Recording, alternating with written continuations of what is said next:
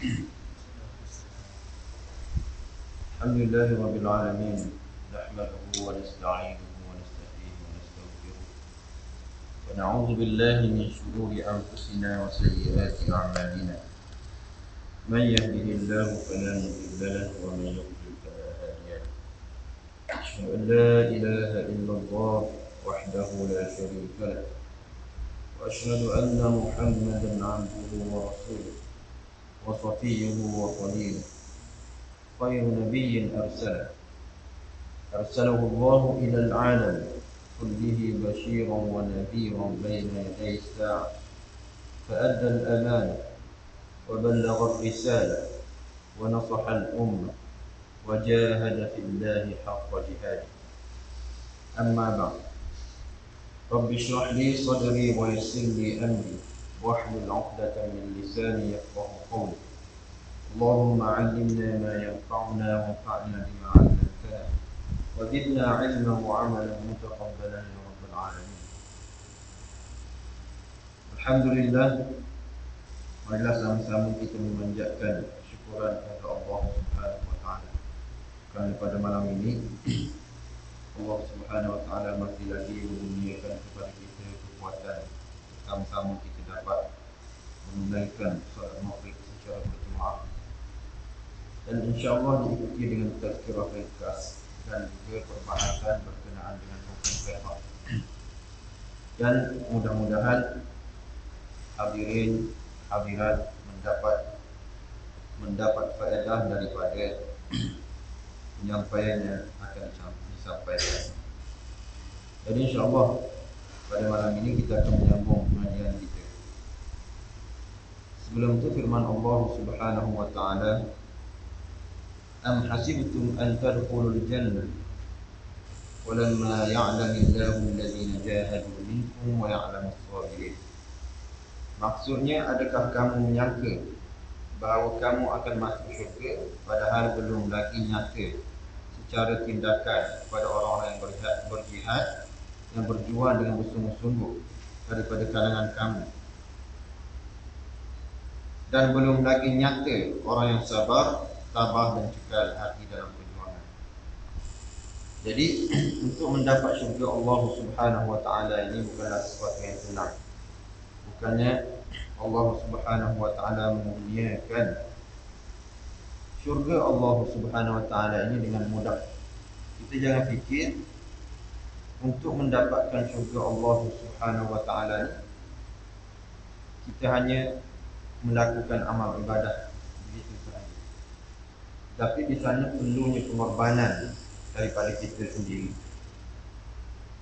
Berdakwah kepada Allah Subhanahu wa taala, menyuruh melakukan perkara yang baik dan menyuruh supaya mereka meninggalkan perkara yang dilarang oleh Allah Subhanahu wa taala. Jadi kalau kita hanya duduk di rumah berpelut tubuh sahaja, tiba time solat kita solat, tetapi dalam masa yang sama kita tidak memperuntukkan masa kita untuk berjuang di jalan Allah Subhanahu wa taala, untuk berdakwah di jalan Allah Subhanahu wa taala, untuk mengajak orang-orang yang masih lagi lalai, mereka yang masih lagi tidak mendapat hidayah daripada Allah Subhanahu wa taala ini, bersama-sama kita untuk menuju hidayah Allah Subhanahu wa taala. Jadi kebanyakan daripada kita ni mereka selesa duduk di rumah. Kadang-kadang semayang pun kat rumah, walaupun surau tu tepi rumah dia, surau masjid tepi rumah, semayang kat rumah juga. Semayang kat rumah juga, padahal surau masjid tepi rumah dia.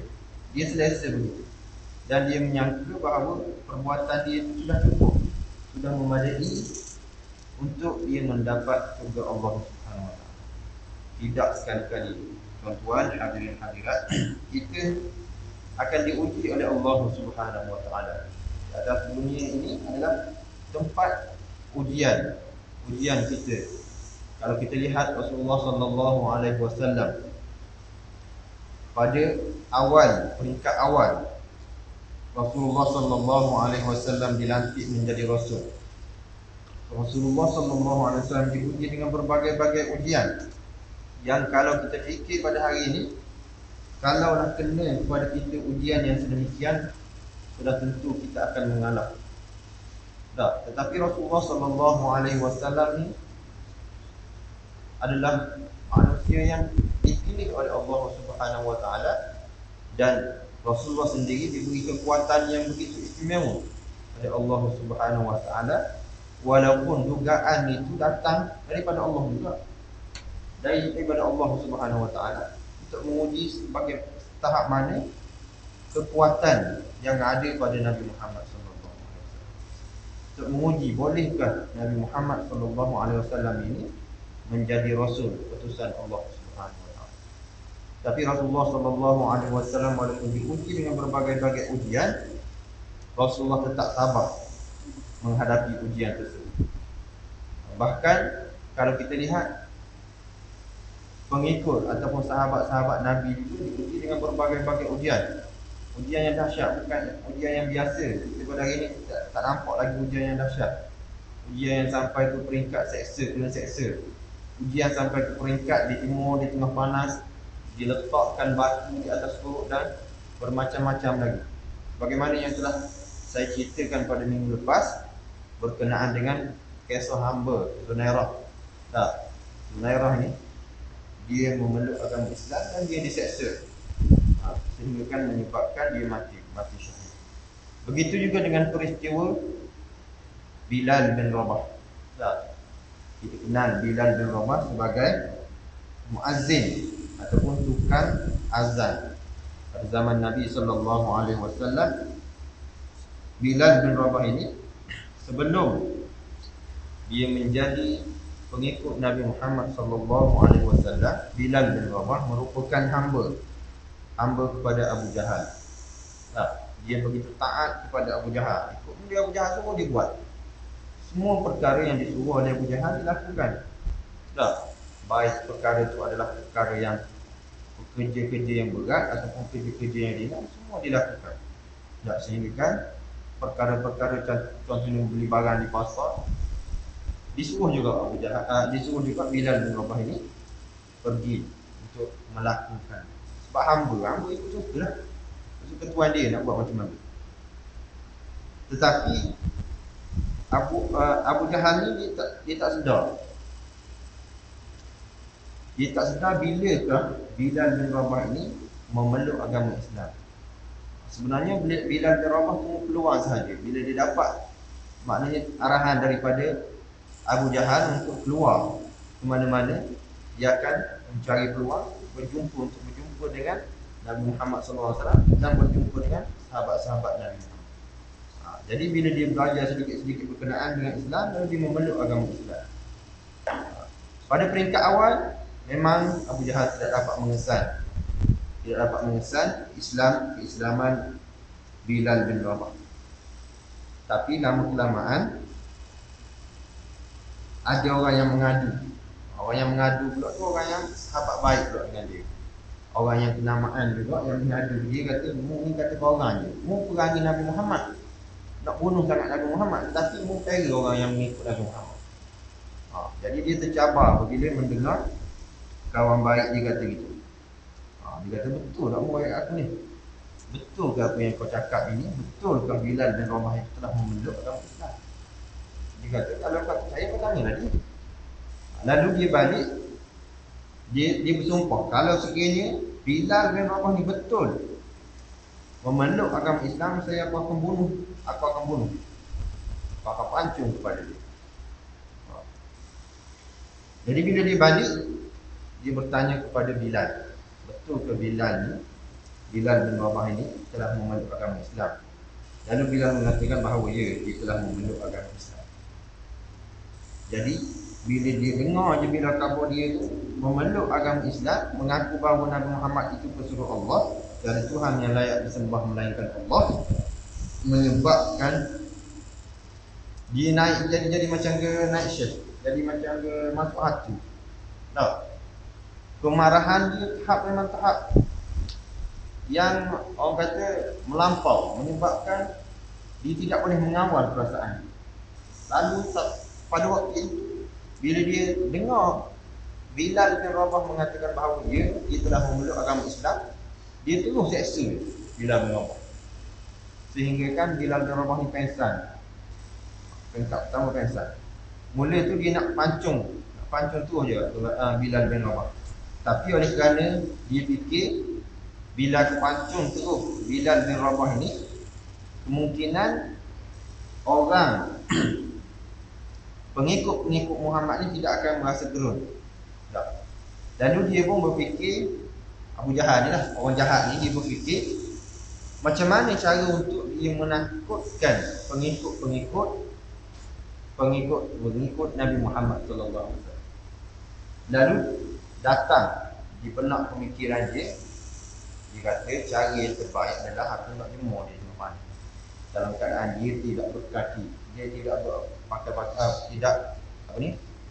tidak memakai sepatu, nak jemur dia di mana. Dalam keadaan panas dia jemur yang tidak memakai sepatu yang menyebabkan kaki Bilal bin Rabah ni pecah. Tapi walaupun dia jemur, tetap Bilal bin Rabah ini mengaku bahawa tiada Tuhan yang layak disembah melainkan Allah.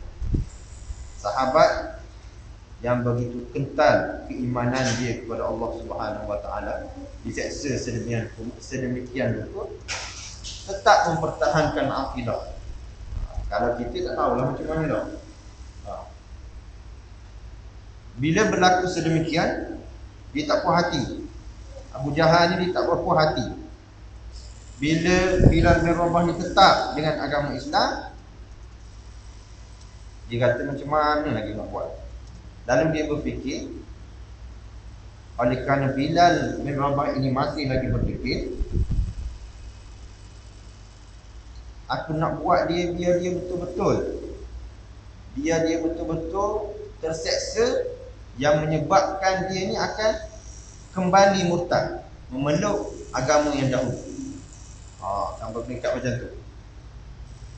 Lalu dia pun, Abu Jahal ni dia cari jalan.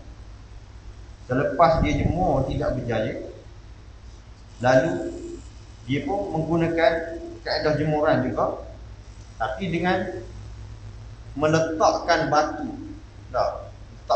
yang besar di atas tubuh Bilal bin Rabah, yang menyebabkan Bilal bin Rabah ni dahaga, yang menyebabkan Bilal bin Rabah ni tidak tahan kesakitan. Bila dah jadi macam Bilal bin Rabah ni macam dah tidak bermaya, tidak tahan sangat dengan seksaan yang telah dilakukan oleh Abu Jahal ni. Lalu dia minta air. Dahaga sangat kan, bila jemur tengah panas, minta supaya Abu Jahal ni beri dia air. Abu Jahal kata, boleh nak minum air, tak ada masalah, aku boleh bagi air kalau kau nak, tetapi dengan syarat kau hendaklah mengaku bahawa Al-Lata, Al-Uzza, Al-Manah adalah Tuhan engkau. Maksudnya murtad daripada agama Islam. Bila dengar gitu, Bilal bin Rabah ni kembali bersemangat. Aku tidak akan sekali-kali murtad. Yang aku tidak akan sekali-kali murtad daripada agama Islam ini, dan aku tetap mengatakan bahawa la ilaha illallah, tiada Tuhan melainkan Allah, dan Nabi Muhammad itu pesuruh Allah. Jadi sampailah ke tahap Bilal bin Rabah ini dah tidak bermaya, hampir-hampir mati. Hampir-hampir mati, nyawa-nyawa ikan. Lalu ada beberapa orang sahabat yang lalu di padang pasir tu, dia tengok keadaan begitu, lalu dia report kepada Abu Bakar. Jadi Abu Bakar, sebagaimana yang saya ceritakan dulu, dia telah membayar ataupun dia telah menebus beberapa orang hamba yang ditawan. Dia tidak sayang kepada harta dia. Jadi bila tahu Bilal bin Rabah ini diseksa sedemikian, lalu dia pun pergi berunding dengan Abu Jahal. Lalu oleh kerana Abu Bakar merupakan ahli perniagaan, dia bijak dalam perundingan. Orang niaga ni dia pandai cakap tau. Orang niaga, contohnya orang niaga tu berkenaan dengan prudential, BSN prudential, masuklah cakap prudential ini ada banyak manfaat dia dah. Dia cover 500,000 ke, dia boleh cover kalau meninggal kat adim anak bini awak ni, kalau awak tak ambil ni rugilah, siapa nak cover kat adim awak cari kita di mana. Dah, kita pun main mikir betul juga, kalau tak ambil kan rugi, tapi kita bagi kita cuma masuk sikit jadi ustaz pun terpedaya juga lah, masuklah juga. Jadi begitu, bila orang meniaga ni dia manis mulut dan dia pandai berkata-kata yang menyebabkan orang tertarik pada perkataan dia. Jadi Bilal bin Abu Bakar As-Siddiq ni merupakan ahli perniagaan yang bijak, dan bila dia bertemu dengan Abu Jahal, dia memujuk Abu Jahal. Dia kata, Abu Jahal, kalau mu orang yang cerdik, kamu tidak akan membiarkan Bilal bin Rabah ni mati begitu aja. Kamu tidak akan membiarkan Bilal bin Rabah mati begitu aja, dan kamu tidak mendapat keuntungan, sedangkan bahkan kamu akan mendapat kerugian. Maksudnya bila mendapat kerugian tu dia akan menanggung segala perbelanjaan pengkebumian Bilal bin Rabah. Bila Bilal bin Rabah ni mati, lalu Abu Jahal ni terfikir, betul juga apa yang dikata oleh Abu Bakar. Jadi bila dia fikir demikian, dia kata, okey, apa pendapat kamu? Tanya Abu Bakar. Abu Bakar pun dah molek. Dia kata cocok jagung masuklah dia. Macam orang nak beli tak, bila kita orang nak jual sesuatu kita kan, dia cerita gini kita pun tertarik sangat. Ada mana ni, macam mana kalau saya nak masuk? Gitu lah lebih kurang. Jadi Abu Bakar bila dah dia nampak Abu Jahal ni tertarik kepada apa dipanggil, permintaan dia tadi, dia kata, apa pendapat engkau sekiranya aku membeli Bilal bin Rabah daripada bila tawar gitu. Abu Jahal ni memanglah dia benci kepada pengikut Nabi Muhammad, tetapi tamak dia kepada harta itu lebih lagi. Bila dia memikirkan Bilal bin Rabah ni memang dia tak ada guna dah bagi dia kan. Sedangkan bagi Islam, Bilal bin Rabah ni adalah akan menjadi seorang sahabat yang berguna untuk Islam. Sebab tu Abu Bakar As-Siddiq dia sanggup melaburkan banyak duit yang ada pada dia. Lalu ditawarkan kalau tak silap 9 auqiyah. 9 auqiyah ni 9 auqiyah dinar.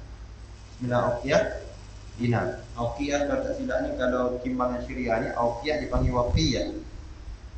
Waqiyah tu dalam 200 gram. 200 gram. Jadi kalau 9 waqiyah tu kali 200 gram 200 gram. Lebih kurang macam tu lah. Banyaklah emas tu ditawarkan untuk Bilal yang dah nak nyawa-nyawa ikan. Bila tawar gitu, terus dia apa ni, Abu Jahal terus tak apa lah, ambil kamu. Maknanya terus terima tawaran daripada Abu Bakar. Abu Bakar lega terima. Dia kata, lalu Abu Bakar kata kalau mu jual mahal lagi pada ni, aku sanggup beli. Lepas pada tu barulah Abu Jahal kata, dia tak lagi tinggi. Nampak dia tamak kepada harta. Jadi Abu Bakar bila dia berjaya menyelamatkan Bilal bin Rabah ini, dia begitu gembira. Dan dia bagi tahu kepada Rasulullah. Rasulullah kata, kau adalah sahabat yang bersama dengan aku dalam syurga nanti. Al-Mubashirin bil Jannah. Sahabat yang akan dapat masuk syurga tanpa dihisap, tanpa dikira, dihitung amalannya. Nah. Kemudian bila Bilal bin Rabah ni, bila Bilal bin Rabah masuk Islam, silap. Bilal bin Rabah merupakan hamba kepada Umayyah, Umayyah bin Khalaf, bukan Abu Jahal, tak ada silap. Abu Jahal adalah hamba Abu Jahal, cerita-cerita pada minggu lepas. Bilal bin Rabah merupakan hamba kepada Umayyah bin Khalaf. Silap. Lagi kena betulkan, ya. Merupakan hamba kepada Umayyah bin Khalaf. Okey. Jadi bila Bilal ni berjaya dibeli oleh Abu Bakar, dan Abu Bakar bawa balik Bilal ke rumah dia, lalu dia merawat sehinggalah Bilal ini sembuh daripada kesakitan dia, sembuh semula. Lalu dia berkata kepada Abu Bakar, aku akan menjadi hamba kepada kamu, pada Abu Bakar. Lalu Abu Bakar, tidak, aku membeli kamu adalah tujuan untuk membebaskan kamu. Kamu sekarang ni bukan lagi hamba, kamu bebas, kamu merdeka seperti mana aku. Bila dengar gitu,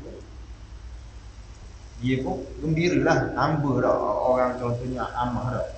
Amah contohnya pembantu rumah dah. Bila kita lepas dia, hari ni awak nak pergi Muslimah, dia kata, dia ambil BT. Awak nak duit banyak mana haji dia. Hari ni macam awak tak payah buat kerja rumah, kata. Dia nak pergi benda pun dah, kita lepas gitu. Mesti dia kata gembira. Tadi tak terikat dah.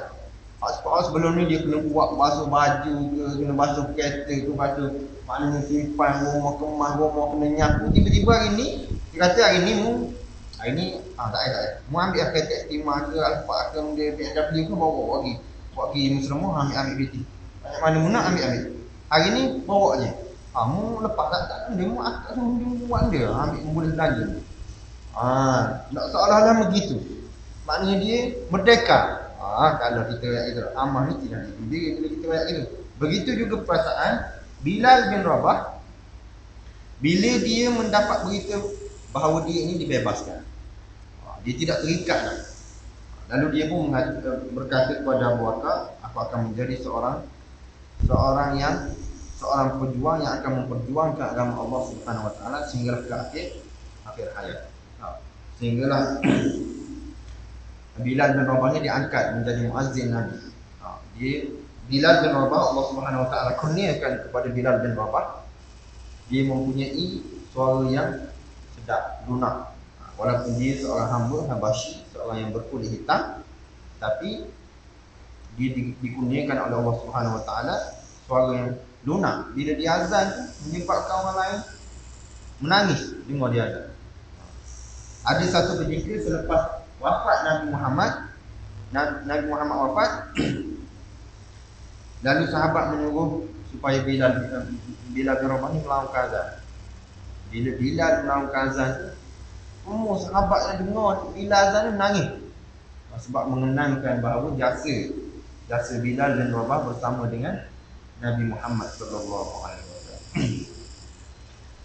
Jadi bila Bilal bin Rabah ni kembali sembuh, Umayyah bin Khalaf ni bengang hamba tuan dia dulu ni. Tuan kepada Bilal bin Rabah.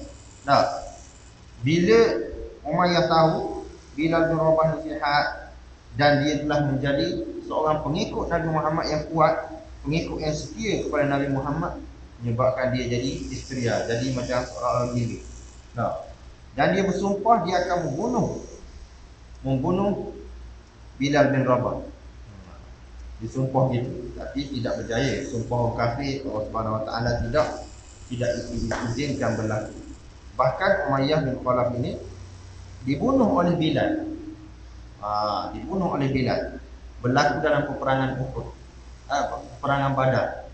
Dalam peperangan Badar, Umayyah bin Khalaf ni walaupun dia masuk pada ketika itu dia dah tua dah sikit, dalam 80 umur kalau silap, dia menyertai peperangan Badar. Oleh kerana dia adalah salah seorang daripada pembesar-pembesar Quraisy yang benci kepada Nabi Muhammad. Jadi dalam peperangan Badar ni, dalam peperangan tersebut dia telah menjadi orang tawanan kepada Abdul Rahman bin Auf. Maksudnya bila perang-perang ni dia berjaya ditangkap oleh Abdul Rahman bin Auf. Dia Abdul Rahman bin Auf ni dia masa pada ketika itu Abdul Rahman bin Auf boleh tangkap dia Umayyah bin Khalaf dan juga membawa beberapa perisai. 10 dalam lebih kurang 10 perisai menjadi harta rampasan pulang dia. Bila dibawa untuk menghadap Rasulullah, tiba-tiba Bilal bin Rabah nampak. Bilal bin Rabah ni sangat lama dah menang dia ni. Sebab dia diseksa bila dia memeluk Islam tu diseksa, menyebabkan dia nyawa-nyawa ikan. Jadi bila dia nampak Umayyah bin Khalaf ni, dia pun kata kepada Abdul Rahman bin Auf, dia kata serahkan Umayyah bin Khalaf kepada aku. Dia adalah musuh Allah Subhanahu Wa Taala, musuh Nabi Muhammad sallallahu alaihi wasallam dan merupakan musuh aku. Walaupun dia dulu adalah tuan aku. Pada hari ini darah dia adalah halal bagi aku. Sebab dalam peperangan, walaupun dia menjadi tawanan kepada Abdul Rahman bin Auf, sebab dendam yang begitu membara dalam diri Bilal bin Rabah ini, yang menyebabkan bila tengok dia Umayyah tu, semangat dia untuk membunuh Umayyah bin Khalaf ni begitu kuat. Lalu Abdul Rahman bin Auf pada asalnya tidak mahu menyerah Umayyah bin Khalaf. Tapi Umayyah ni dia jadi orang panggil besar kepala juga, melawan juga. Tak apa kata, lepaskan aku, dia kata, lepaskan aku, biar aku lawan dengan hamba aku. Nak tunjuk dia ni backhand juga, nak tunjuk dia ni ketua kepada Bilal. Jadi bila dah dia meronta-ronta dan Bilal pun dah mendesak supaya Abdul Rahman bin Auf serah, lalu Abdul Rahman bin Auf serah. Lalu berlaku peperangan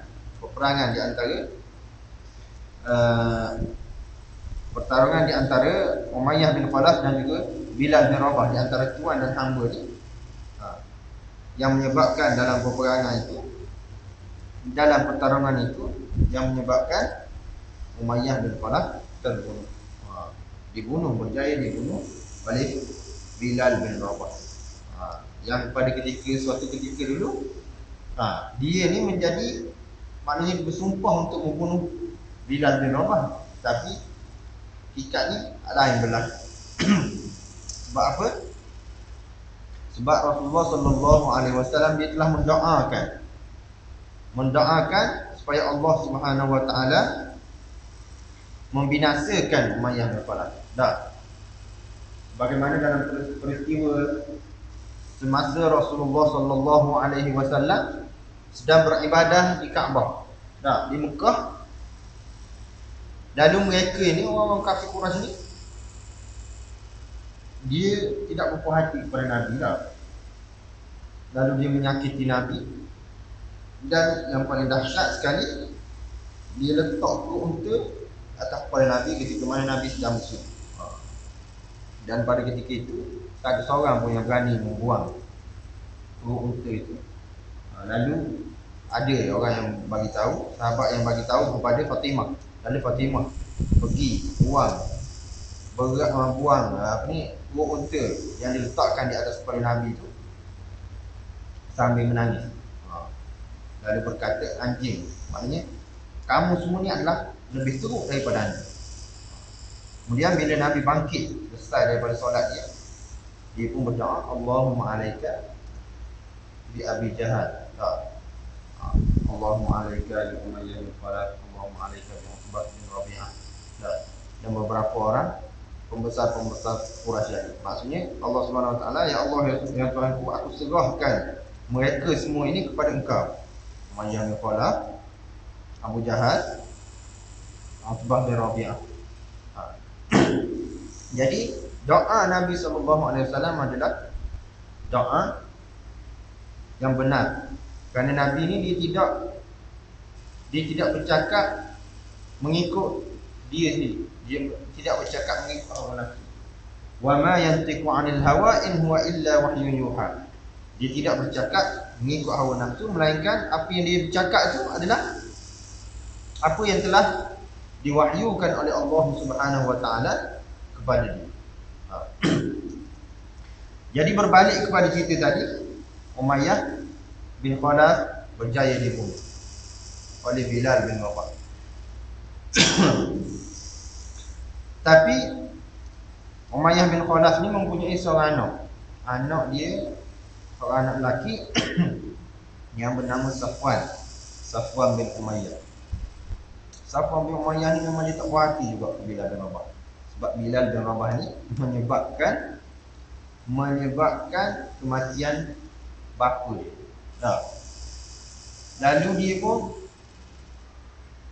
Abu Jahal mari jumpa dengan dia. Tengok dia duduk menung mata batu Safwan tu, teringat ke ayah dia. Lalu Abu Jahal kata, kita kena memikirkan, kita kena mencari jalan supaya Bilal bin Rabah ini dibunuh, sebagaimana Bilal bin Rabah telah membunuh ayah kau. Lalu Abu Jahal ni cocok cara, sebab Umayyah bin Khalaf ni dia merupakan seorang yang bangsawan yang mempunyai banyak harta. Jadi harta dia banyak, yang menyebabkan Safwan ni sanggup membelanjakan harta dia asalkan Bilal bin Rabah berjaya dibunuh. Lalu bila dia berbincang dengan Abu Jahal tadi, Abu Jahal mencadarkan supaya kita melantik seorang pembunuh Fahal. Kita cari orang-orang yang handal, orang yang hebat di kalangan Quraisy ni, pemuda-pemuda Quraisy ni yang sanggup membunuh Bilal bin Rabah dan membunuh Nabi Muhammad itu sendiri. Kita upah dengan ganjaran yang banyak. Lalu Safwan ni dia mempunyai seorang kawan rapat dia yang bernama Umayyah bin Wahab.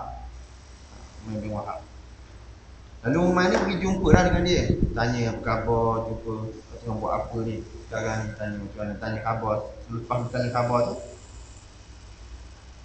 dia pun menceritakan apa yang dibincangkan dengan Abu Jahal tadi. Lalu Umayyah pun berkata, alangkah baiknya sekiranya aku dapat menolong kamu. Aku tidak dapat menolong kamu kerana aku mempunyai hutang yang banyak. Umayyah bin Wahab dia mempunyai hutang banyak hutang. Hutang banyak mengalung, jadi dia tak nak bayar hutang, yang menyebabkan dia takut kalau sekiranya dia menyahut cabaran ni, dia bimbang takut dia mati dibunuh oleh pengikut Nabi Muhammad. Bila Umayyah bin Wahab ni dikata begitu di depan siapa ni, Safwan. Lalu Safwan berkata, okey, tak apa, kalau kau dah kata begitu, okey, aku sanggup melunaskan semua hutang. Kemudian Umayyah pun kata, okey, boleh, dengan syarat. Yang pertama, kau mesti melunaskan hutang aku. Yang kedua, kau mesti memberikan harta kepada isteri aku. Sebab apa? Sebab bila aku pergi untuk membunuh Nabi Muhammad, memang sekiranya aku mati, isteri dan anak aku tidak akan mendapat, maknanya akan menjadi miskin.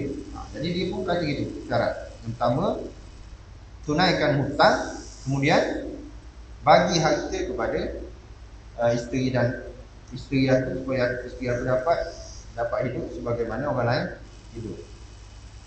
Jadi Safwan ni dia memang tertarik, dia tujuan dia untuk membunuh Nabi Muhammad dan membunuh Bilal bin Rabah. Jadi bila Umayyah berkata sedemikian, tak apa, aku sanggup.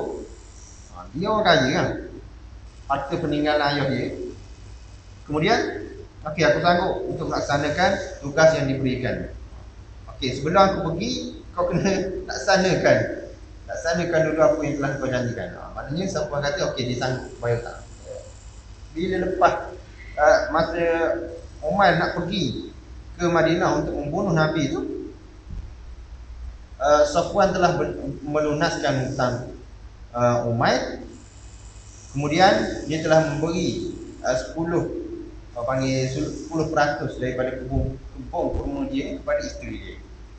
Jadi Umayyah Umar pun masa lega kata hutang pun tak perlu mikir dah, hutang habis orang bayar dah. Isteri pun boleh duduk dah, harga dah pendapatan. Okey, sekarang ni seperti tak ada dah. Tak ada.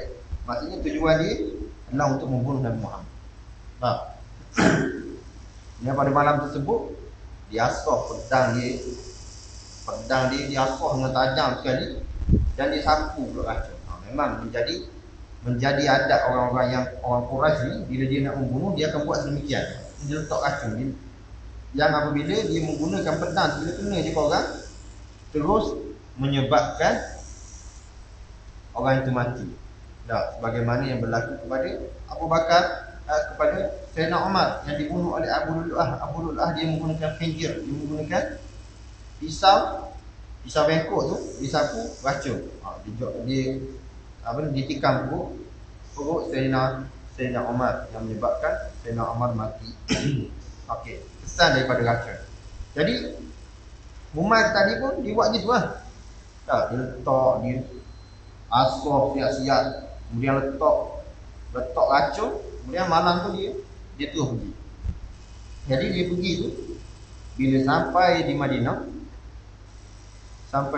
dia tengok orang ramai berkumpul di Masjid Nabi. Kemudian dia pun terus turun daripada unta dia, lalu ikat unta dia dekat Masjid Nabi tu. Dia masuk terus ingin bertemu dengan Rasulullah. Okey. Bila dia turun daripada unta tu, Sayyidina Umar nampak. Lalu dia report, dia bagi tahu Rasulullah, dia kata ini adalah Umair bin Wahab, dia merupakan musuh Allah dan musuh Rasulullah sallallahu alaihi wasallam. Lalu Umair bin Wahab, lalu Nabi mengatakan tak apa, biarlah. Biarkan dia masuk. Biarkan Umair bin Wahab dia masuk. Jadi Abu Bakar, Sayyidina Umar ni dia pelik. Artinya macam mana Nabi Muhammad ni benarkan orang gini masuk, dan orang tu memang bawa pedang lagi nak jumpa nak bunuh dia. Lepas tu bila dia masuk, dia sampai dekat Rasulullah tu, dia tengok pedang tu, Sayyidina Umar ni pegang pedang dia, takut, bimbang takut. Umar ni dia cabut pedang, dia akan bunuh Rasulullah. Jadi bila Umar pegang, Rasulullah kata jangan pegang, kata biarkan, lepaskan, keluar kau. Dia suruh Umar tu keluar. Jadi bila tinggal dia dua orang tu, dia tanya, apakah tujuan kau datang ke mana? Bila dia kata gitu, bila selepas dia bagi salam apa tu, Rasulullah tanya tujuan apa. Bila Rasulullah tanya tu, dia pun jadi lembut hati, kecut hati. Tujuan nak bunuh tu tak ada, tak keluar daripada mulut dia tujuan untuk membunuh. Tujuan asal dia kan dia diupah. Jadi bila Rasulullah tanya gitu, dia tak nak jawab. Jadi kata, tujuannya aku ingin menebus anak aku, supaya ingin memesan kepada kamu supaya menjaga baik, menjaga anak aku dengan baik. Anak dia ditawan oleh Rasulullah sallallahu alaihi wasallam. Kemudian kamu tipu, Rasulullah kata.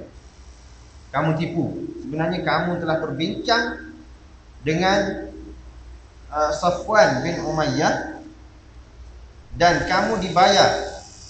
Maknanya dilunaskan hutang kamu, dan isteri kamu diberi 10% daripada kebun kurma, dan kamu ditugaskan supaya membunuh aku. Bila dia dengar begitu, dia setuju.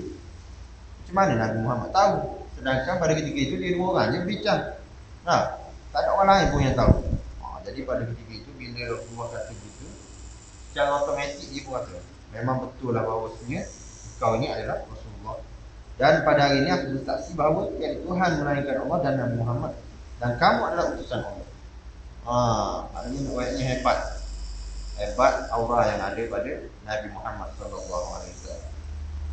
Lalu Umair bin Wahab ni balik gitu lah. Balik saja gitu. Bila balik dia jumpa dengan Safwan tadi. Safwan tanya, "Mu berjaya tak bunuh Nabi Muhammad?" "Dah, aku tak berjaya. Tak berjaya membunuh Nabi Muhammad." sebelum dia jawab itu dia kata, mu ada bagi tahu orang lain tak berkenaan dengan rancangan kita, apa yang telah kita bincang dengan orang tu, mu ada bagi tahu orang lain tak? Sebab dia nak pastikan bahawa tak ada orang yang tahu melainkan dia dua orang. Dia kata wallahi, kata bukan wallahi maknanya demi Lata dan Uzza, demi berhala yang kita sembah, bahawa tak pernah bagi tahu pun orang lain rahsia ni, hanya kita dua orang je yang tahu. Jadi bila dia kata itu, betul lah bahawa Nabi Muhammad itu adalah Rasul Allah. Kata sebenarnya aku telah beriman dengan Nabi Muhammad dan aku akan mempertahankan agama Islam ini. Kalau kau sanggup melakukan apa-apa pada aku akan bunuh. Jadi dia pula urut Safwan. Jadi Safwan tak boleh nak buat apa. Maknanya di situlah nampak kemegahan Islam. Dan Bilal bin Rabah tidak berjaya dibunuh. Maksudnya Bilal bin Rabah ni menjadi pejuang agama Allah Subhanahu Wa Taala. Jadi itu berkenaan dengan bagi kisah yang saya janjikan untuk cerita pada minggu lepas. Kisah berkenaan Bilal bin Rabah. Ada satu kisah lagi, kisah berkenaan dengan keluarga Yasir. Keempatan cerita ni kita pada minggu hadapan insya-Allah. Keluarga berkenaan dengan Ali Yasir. Jadi kita sambung berkenaan dengan pengajian kita, hikmah pensyariatan jihad. Kami ni banyak jauh. Jadi sebagaimana kita belajar sebelum ni, kita belajar berkenaan dengan masa jihad disyariatkan. Syariat jihad ni tidak disyariatkan pada semasa Nabi Muhammad sallallahu alaihi wasallam berada di Mekah. Di antara sebab dia kenapa jihad ini tidak disyariatkan di Mekah, diceritakan oleh Syekh Dr. Muhammad Ali As-Sabuni, dan dia menakalkan daripada Dr. Syekh Muhammad Ali As-Sabuni ini merupakan ulama yang berasal daripada Syria kalau tak silapnya, dan dia berkhidmat di kuliah syariah wa dirasat Islamiyah di Makkah. Kuliah syariah dan dirasat Islamiyah di Makkah. Di Makkahul Mukarramah. Dia menakalkan daripada kitab Tafsir Al-Qurtubi. Daripada Ibnu Jarir At-Tabari, maknanya Tafsir At-Tabari. Dia menceritakan hikmah kenapa peperangan itu tidak disyariatkan di Madinah. Sebab apa? Yang pertama, innal muslimina kanu fi Makkah qillah. Maksudnya orang Islam, sebagaimana yang kita tahu, di Mekah itu orang Islam terlalu sedikit, yang menyebabkan orang Islam itu tidak kuat untuk menentang orang musyrikin. Yang kalau kita lihat, kerana walaupun Nabi Muhammad itu bila dia berdoa kepada Allah, doa dia dimakbulkan, tapi Allah Subhanahu Wa Taala nak menguji sahabat-sahabat Nabi sallallahu alaihi wasallam. Kalau kita fikir, tak. Dan Rasulullah boleh je dia berdoa kepada Allah supaya Allah Subhanahu Wa Taala menghancurkan orang Quraisy, boleh. Tapi oleh kerana Nabi Muhammad ni adalah merupakan seorang manusia yang biasa, bagaimana firman Allah Subhanahu Wa Taala, qul innama ana basyarun mislukum, katakanlah sesungguhnya aku ni bashar, manusia seperti kamu. Qul innama ana basyarun mislukum yuha ilayya, yang telah diwahyukan kepada aku, annama ilahu wahid, maksudnya Tuhan kamu adalah Tuhan yang satu. Jadi dia ni orang manusia biasa je, tapi kelebihan dia adalah dia diwahyukan, dan dia telah diwahyukan dan dia telah dilantik menjadi rasul oleh Allah Subhanahu Wa Taala. Jadi yang pertama tadi Ibnu Jarir mengatakan orang Islam kanu fi Makkah qillah, terlalu sedikit orang Islam. Kemudian yang kedua, kanat ghayah, tujuan dia adalah untuk mendidik diri orang-orang beriman ni supaya bersabar. Imtisalu, tadribun nufusil mu'minin ala sabri imtisalan lil amri. Maksudnya mendidik diri manusia, diri orang-orang yang beriman, yang berada di Mekah, yang beriman kepada Nabi Muhammad SAW itu supaya sabar di atas ujian yang dikenakan kepada kepada mereka. Khususan lil qiyadah, khususnya adalah untuk memimpin. Kemudian al-bai'atul arabiyyah kanat bai'ah naqwah wa nakhbah wa kana sabrul muslimin 'ala al-adha. Kemudian kita tengok masyarakat orang-orang Arab ini masyarakat yang begitu teguh, yang menyebabkan orang Islam ni terpaksa bersabar, dan orang Islam ni kuat kesabaran dia untuk menghalang kesakitan yang ditimpa. Itu yang ketiga. Yang keempat, kana al-muslimun fi Makkah ya'ishu ma'abaihim wa ahlihim fil buyut. Maksudnya orang-orang Islam ini walaupun dia Islam, tapi dia masih lagi duduk bersama dengan ayah dia dan ahli keluarga dia di Mekah. Walaupun dia memeluk agama Islam, dan dia memeluk agama Islam dalam keadaan sir, dalam keadaan rahsia, dan dia masih lagi duduk bersama dengan ayah dan ibu bapa serta keluarga mereka yang masih lagi berada dalam keadaan kafir.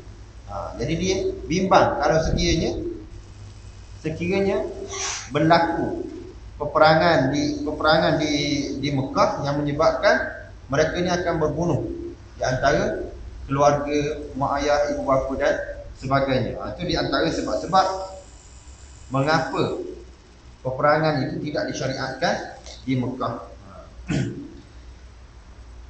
Jadi ada sekadar itu dulu. Tak ada masuk saja. InsyaAllah minggu depan kita akan sambung. Kita masuk semua dalam tajuk ni. InsyaAllah kita baca terus je.